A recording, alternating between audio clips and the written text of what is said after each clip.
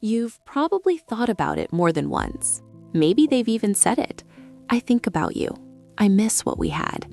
I know I hurt you. And yet, they're not here. The door is still closed, the phone is still quiet, and you're left holding something that feels like almost, but never quite enough. So today I want to talk about the question that sits in the back of your mind at 2 a.m., the one that doesn't go away no matter how many times you try to logic your way out of it. If they regret losing me, why won't they just come back? Because the answer to that question is not simple, and anyone who tells you it is hasn't been paying attention.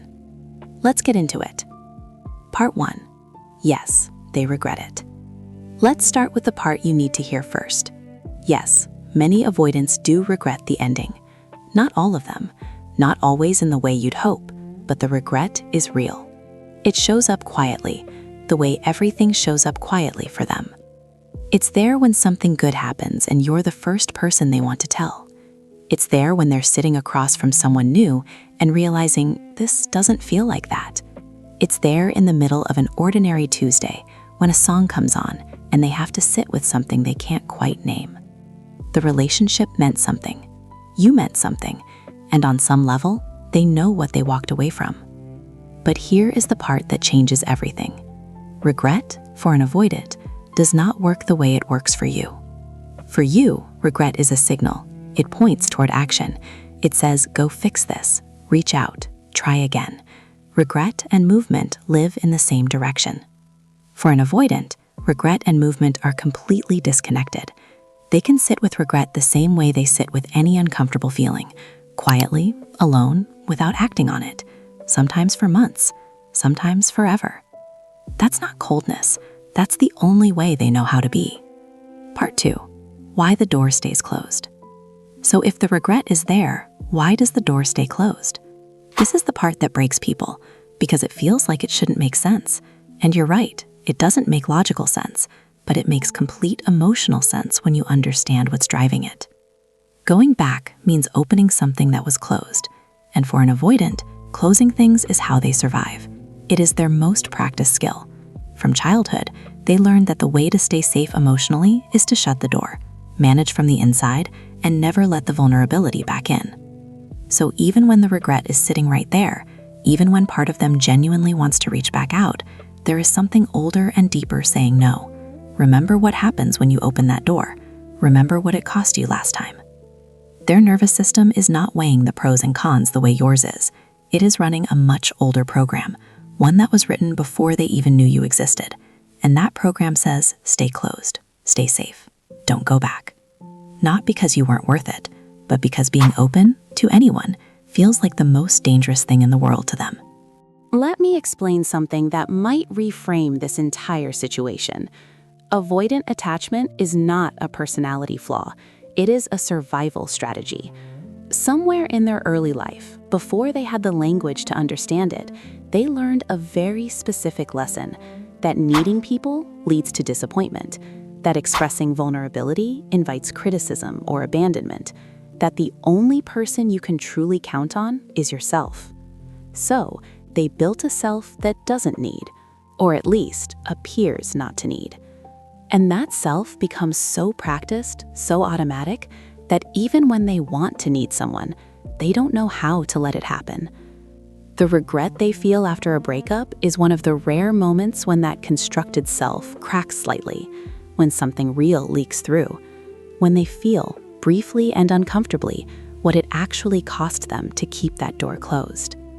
But here is the painful irony. The moment the crack appears, the defense system activates, the walls go back up, the distance gets reestablished. Not because they stopped caring, but because caring is exactly what the whole system was built to protect against. They are not doing this to hurt you. They are doing this because on a deep, unconscious level, feeling something for someone feels like standing at the edge of something they might not survive falling into. Part 4, what their regret actually looks like. You might be wondering, okay, but how would I even know if they regret it? Because it doesn't look like what you expect. It doesn't look like a phone call at midnight with tears and apologies. It doesn't look like a long, heartfelt message explaining everything. it doesn't look like showing up at your door. It looks like this: a like on a photo months later, a watch on your story with no message, a mutual friend mentioning your name came up, a text that says something small and casual, "Hey, how have you been?" that is carrying the weight of everything they can't say directly. It looks like them being unable to fully move on, cycling through new connections that never quite stick, holding you at a distance while also never completely letting go. It looks like breadcrumbs, not because they're playing games, but because breadcrumbs are the only size of vulnerable they know how to be. And I want you to hear this clearly. A breadcrumb from an avoidant is not nothing. It is often the most they have ever allowed themselves to reach towards someone. But, and this matters, a breadcrumb is also not a relationship, and you deserve more than the most someone can barely manage. Part 5, why they choose not to come back. So let's be honest about what is actually happening when an avoidant doesn't come back. It is rarely a decision they make once and cleanly. It is more like a daily choice to not open the door, to redirect, to manage the feeling rather than act on it. Some days that choice is easy for them. Other days it costs them more than you know. But the reason they keep making it, even when the regret is real, comes down to one thing. The pain of vulnerability feels bigger than the pain of loss. That is the core of avoidant attachment in one sentence. The fear of being truly open with another person outweighs the sadness of being alone. Not because they don't value connection, but because their entire emotional history has taught them that connection is where you get hurt.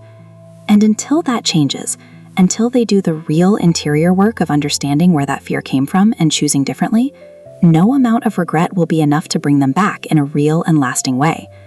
They might come back briefly, many do, but if nothing has changed inside them, they will leave again for the same reasons, because the door was always going to feel too heavy to hold open. Practical guidelines. So what do you do with all of this? First, stop waiting for the regret to be enough. It might be real. It probably is. But real regret without changed behavior is not something you can build a relationship on. Watch what people do, not what they feel. Second, understand that their not coming back is information. It is telling you something important about where they are in their own growth right now. It is not a verdict on your worth. It is a reflection of their capacity. Those are completely different things. Third, let yourself grieve the almost. This kind of ending is one of the hardest to grieve because there is no clear closing, no final goodbye, no real resolution, just a door that stays almost open without ever fully letting you in. That ambiguity is its own kind of loss, and it deserves to be grieved properly. Fourth, ask yourself an honest question. If they came back tomorrow, exactly as they are right now, unchanged, would that actually be enough for you? Or have you been in love with the potential of who they could become, rather than the reality of who they are right now? That question is uncomfortable, but the answer will tell you everything you need to know about what you actually want. Outro. Here's what I want you to carry with you today. Their regret is real, your pain is real, and the connection you had was real. But real is not always enough, and someone who cannot move towards you, even when they feel something, is someone still in the middle of a battle with themselves that has nothing to do with you. You are not the reason they can't come back. You are just standing at a door they don't yet know how to open. And you who feel everything so deeply, who tried so hard to understand someone who couldn't explain themselves, you deserve a door that opens, fully, without conditions, without fear. Don't let the almost convince you to settle for less than that. If this found you at the right moment, subscribe, because this is the work we do here. And if you're sitting with something heavy right now, drop it in the comments, even just one word. I read every single one. Take care of yourself. I'll see you in the next one.